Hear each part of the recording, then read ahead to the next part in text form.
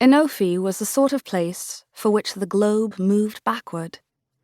While the rest of the world progressed, barren Inophe slid further and further into the past. 70 years of drought had reduced the duchy's meager croplands to endless sand dunes. The people harvested their gardens of cacti for water, and they existed in a system of bartering. A length of homespun cloth in exchange for the chore of mending a fence, a dozen eggs for a tincture to ease a toothache, and on special occasions, a goat in exchange for a small sack of precious imported flour. "It's a beautiful place, despite everything," Duke Richard Bayford said as he rode his horse to the edge of a plateau that overlooked the soft brown landscape, broken up here and there by the lean branches of ironwood trees and the yellow flowers of acacias. He was a tall and wiry man, his face wrinkled by 4.5 decades under the relentless sun. "It's a beautiful place because of everything," his daughter Elodie chided gently as she rode up beside him. At 20, she'd been helping him with the Duchy of Inophe for as long as she could remember, and she'd one day inherit the role as its steward. Lord Bayford chuckled. "You're right as usual, my dove. Inophe is beautiful because of everything it is." Elodie smiled. Below their plateau, a long-eared fox sprang from the shade of a desert willow and chased something, probably a gerbil or lizard, around a boulder. To the east, undulating dunes rose and fell, mountains of sand cascading toward a glittering sea.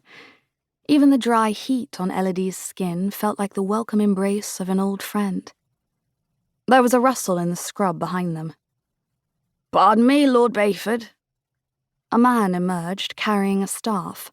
A moment later, his herd of bearded grey desert goats followed, indiscriminately biting off the heads of spiny flowers and their thorned stems and swallowing them whole.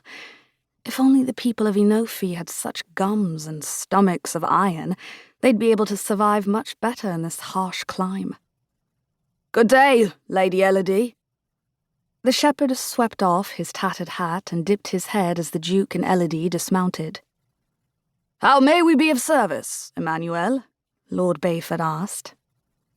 Your lordship, my oldest son, Sergio, is about to be married, and he'll be needing a new cottage for his family.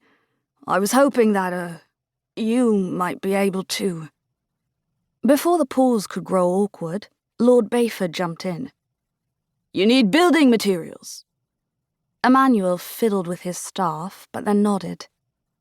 Inophian tradition held that fathers gifted their sons with new homes on their wedding day, and mothers gifted their daughters with handmade gowns. But decades of impoverishment meant it was harder and harder for the old ways to continue.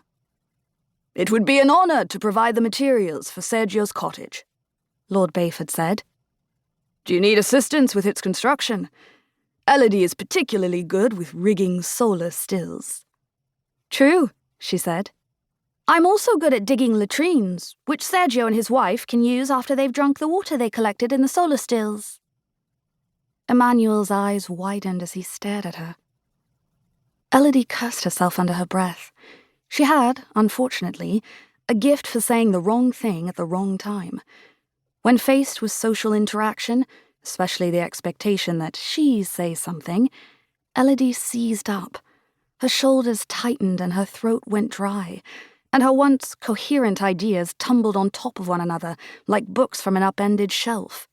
Then she'd end up blurting out whatever thought had landed at the top of that pile, and it would inevitably be inappropriate. That wasn't to say she was unappreciated. The people respected her devotion to Inophe. Elodie rode several days every week under the scalding sun from tenancy to tenancy, checking on what the families needed. She helped with everything from building rat traps around hen houses to reading tales of princesses and dragons to children, and Elodie loved every moment of it. She had been raised for this. As her mother used to say, giving yourself to others is the noblest sacrifice. "What Elodie means," Lord Bayford said smoothly, "is that she doesn't mind getting her hands dirty."